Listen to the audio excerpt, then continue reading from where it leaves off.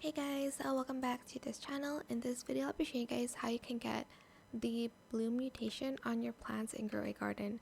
There are two ways, and there's like a new spray that I just found out.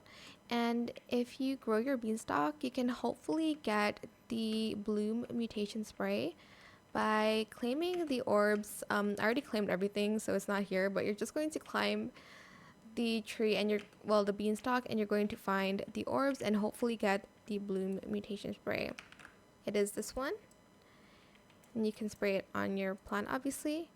The other way is to have the spriggan as a pet, which is this one here. But yeah, that is it. I hope it was helpful for you guys. Don't forget to like, comment, share, and also subscribe to this channel if you haven't done that already.